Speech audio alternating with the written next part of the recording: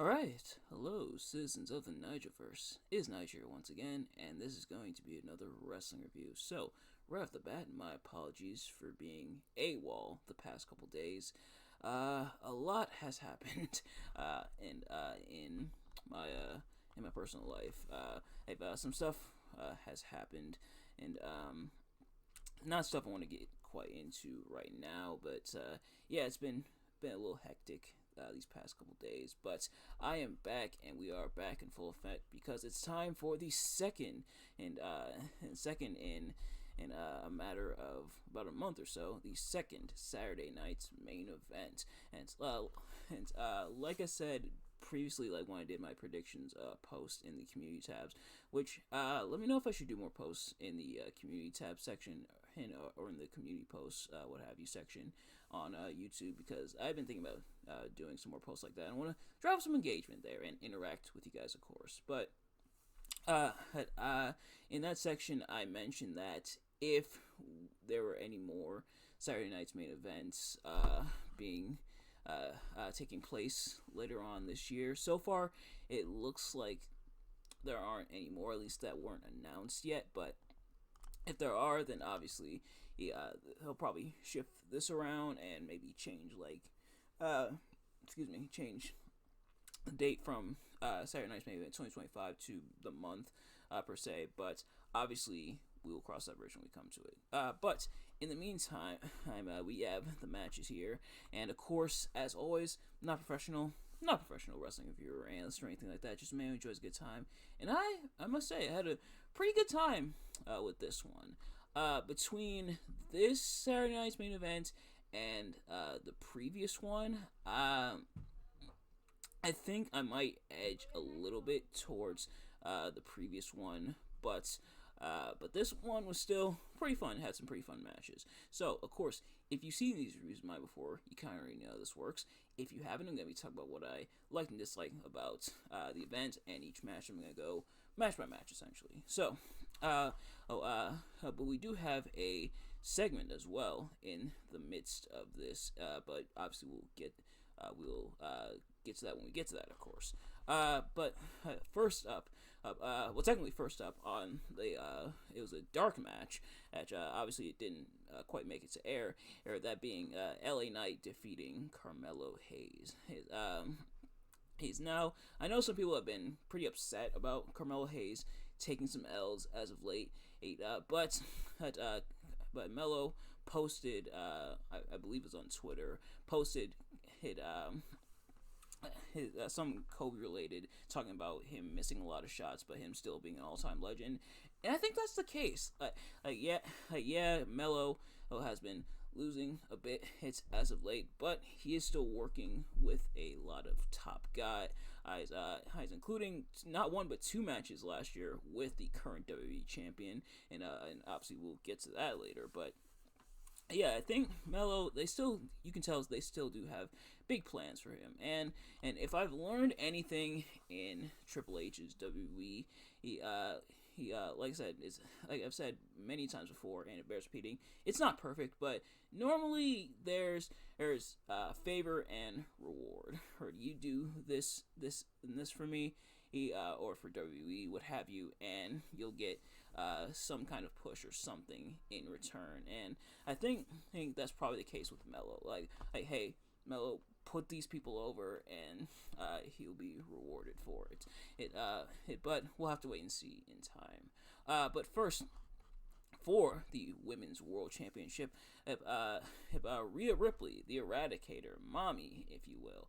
I don't think, if I'm not mistaken, I don't think she's quite called the Eradicator as much anymore since she split from the Judgment Day. I think she's been referred to as a few times from what I can remember, but otherwise it looks like the name more or less has been kind of retired, I guess. But she defends against Nia Jax. Now, interesting that Nia Jax is now going after this Women's World Championship instead of going after her the WWE Women's Championship that Tiffany Stratton beat her for. But I imagine with like the transfer window, with superstars going from SmackDown to Raw and vice versa, I'm pretty sure that's probably what's going on here. Nia Jax likely headed to Raw brand, and technically, I think she's still listed under SmackDown, but I imagine this is probably her making the move to Raw. But if that's not the case and she's still SmackDown, then yeah, it is a little weird that instead of going after Tiffany Stratton, who is much smaller than her took and had to beat her for the title by cashing in Money in the Bank, and that Nia, I'm sure, probably could beat at least in kayfabe, instead going after Rhea Ripley. But I guess we'll have to wait and see. But as for this match, not a bad match, and not a bad way, I think, to start off the show. Oh, and it is interesting.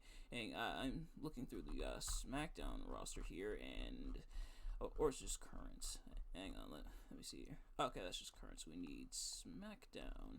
There we go. I'm looking on WWE.com to see if Nia Jax. Okay, so she is still listed under SmackDown, so that is interesting. But anyway, like I was saying, not a bad match. And had a pretty good, pretty solid way to open up the show. Having a kind of test of power, test of strength, if you will, a battle of strength between these two very powerful women, and going at it. I think is something that people had kind of been looking forward to, or at least kind of figured that WWE would do eventually. But them being able to do it here, I think they did relatively well. Rhea Ripley even busting out a code red, which was pretty surprising. But ultimately, Rhea putting away Nia Jax with the Riptide in order to pick up the win. But yeah, not a bad way to open the show. Pretty fun match. But next up, Braun Breaker defends the Intercontinental Championship against Sheamus. And Jesse Ventura is back on commentary again, and similar to what happened last time for Saturday Night's main event. Now, Hulk Hogan, and is worth mentioning, Hulk Hogan was scheduled for this show. He backed out due to personal reasons, or I think they had like family reasons. Whether that's the case or not believable, a lot of people aren't buying it. Honestly, I don't know for sure, so I can't comment for sure, of course. But but Sheamus still chasing after the Intercontinental Championship, literally the only championship he hasn't won yet. But can he do it against Braun Breaker? And I don't know if I had mentioned this on the channel before, so I'll mention it now.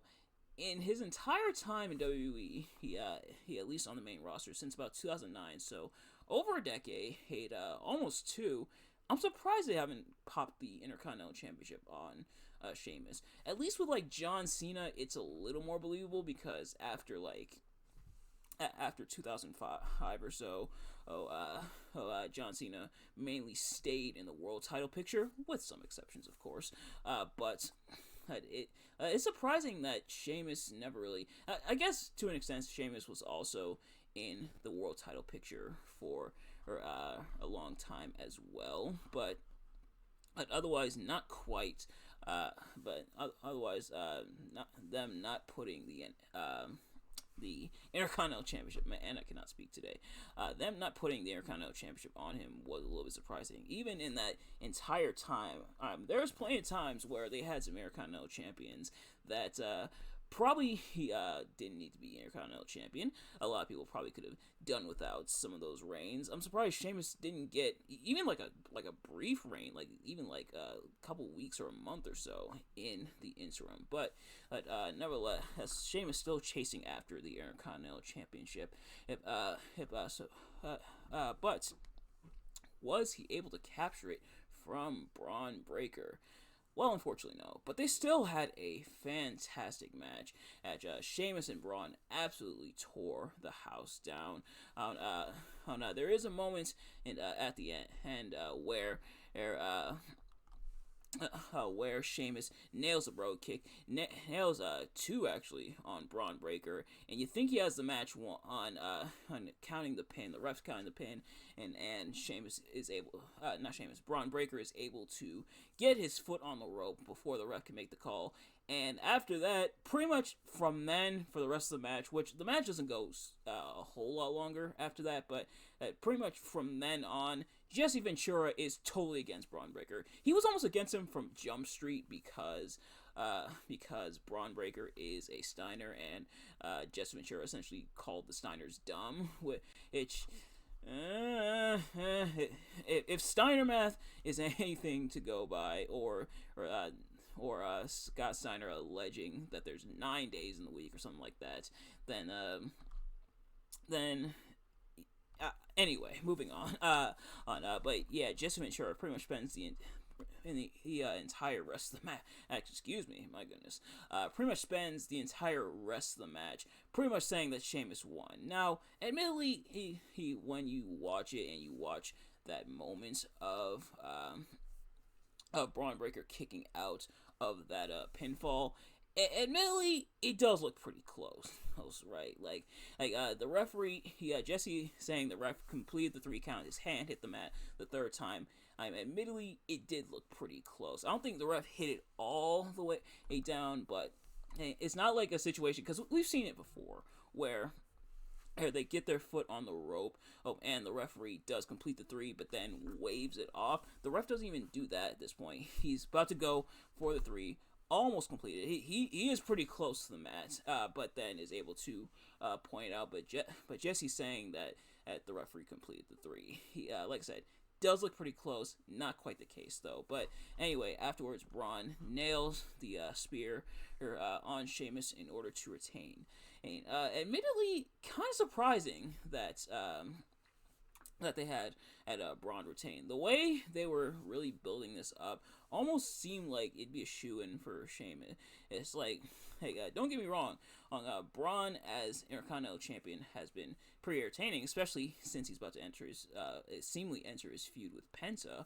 But it's surprising that they didn't have Sheamus win the championship here, especially on a card without any other title changes. Sorry for the spoiler, but it is pretty surprising. And considering there weren't any, unless you count the Women's United States Championship, there weren't any other title changes at the last Saturday Night's main event. So it's a little surprising why. A little surprising that Sheamus didn't just pop the title on Sheamus here. Obviously nothing against Braun Breaker, of course, but it is a little surprising. But next up was the contract signing between Kevin Owens and Cody Rhodes for their ladder match at the Royal Rumble. Well, and of course it's moderated by the hometown boy, because we are in San Antonio, Shawn Michaels.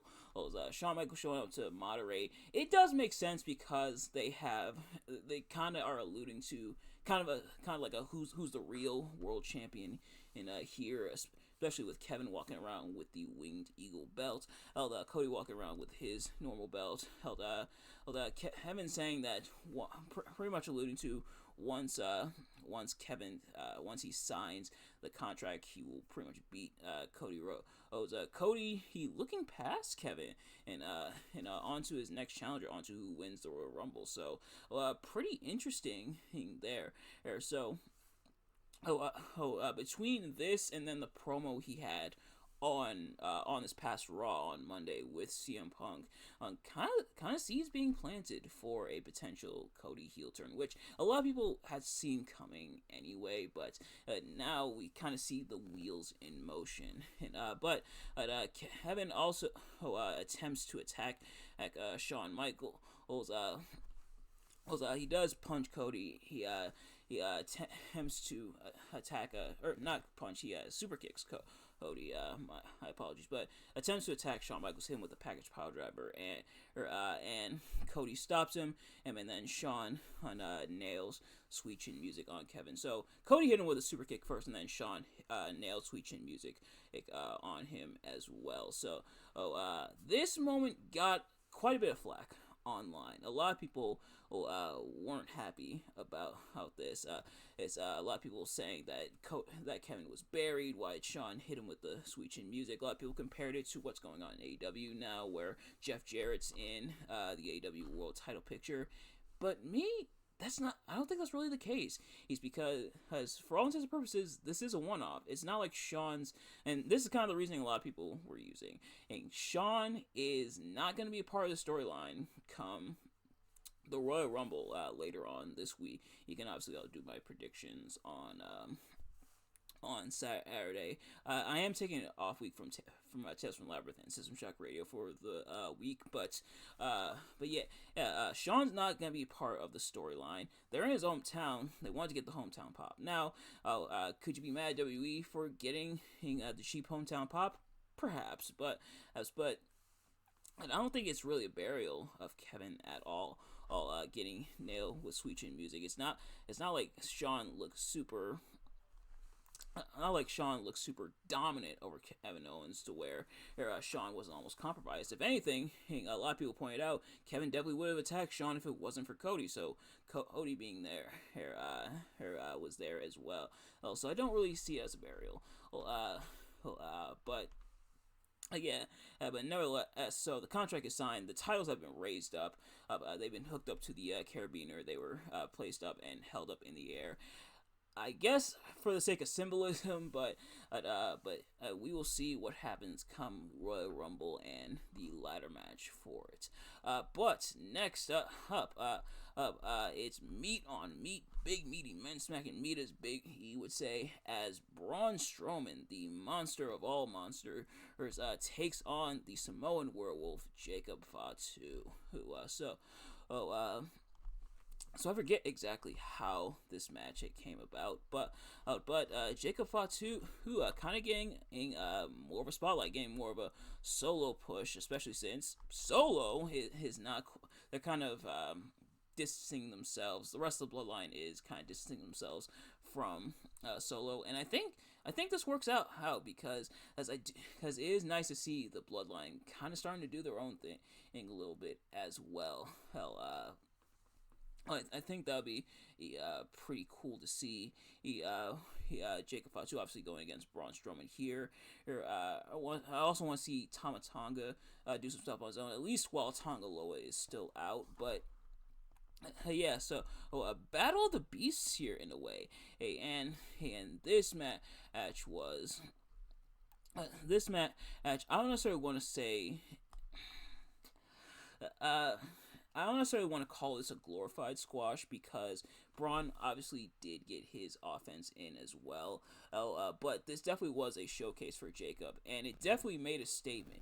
And as Jacob repeatedly, he nailed the hip attacks on Braun Strowman, and pretty much busting him open and blooding him up, and hitting him with several moonsaults, pretty much getting DQ'd the ref throughout the match, which is pretty surprising of an outcome. Normally, like when the ref waves off the match, it usually means that the other person can't continue. So, the person delivering the offense, which in this case would be Jacob, in this case would usually be the winner by default because the other person can't continue. But Braun getting the win by disqualification. So I guess they get to have their cake and they eat it too. But Jacob looking like an absolute beast, just pummeling Braun Strowman, and Braun looking all bloodied up. He didn't even get that bloody when he faced Bronson Reed, if at all. But a huge showcase for Jacob. They are building him up in a big way. They're building up like a monster,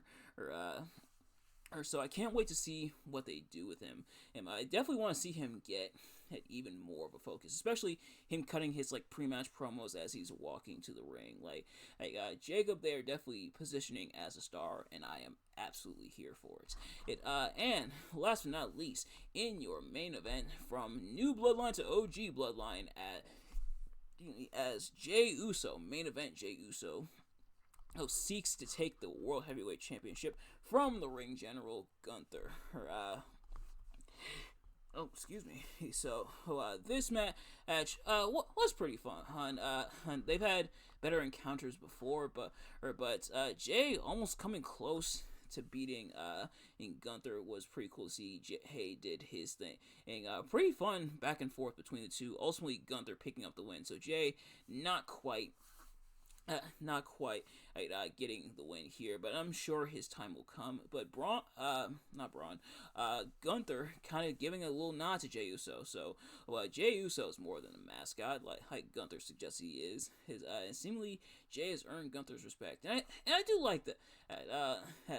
It seems they're teasing at a Gunther face turn, and him showing respect to his opponents, I think, is an interesting and kind of a cool way to go about it. But yeah, so pretty solid encounter between those two, who, like I said, they've kind of had better encounters between each other. But this match definitely wasn't bad for a main event, and I think it could have been a bit stronger, but still pretty solid encounter. That is Saturday night's main event. And in terms of the strongest and weakest matches of the night, the strongest, I would say, the Intercontinental Championship match. That one was a lot of fun. The weakest, if you want to call it that, mainly maybe Braun versus Jacob, only because it was more of a showcase than like an actual match itself. But sometimes that's not bad. Sometimes that's okay. But nevertheless, that's going to do it for this review. Thank you all so much for watching. I hope you enjoyed. If you did, please do me a favor: like, comment, subscribe, share with your friends, and turn on those post notifications so you never miss an upload. And let me know in the comments below your thoughts on Saturday night's main event and my review of Saturday night's main event. Did you like Saturday night's main event? Did you like my review of Saturday night's main event? Let me know. Thank you all so much for watching. I will see you guys later. Peace.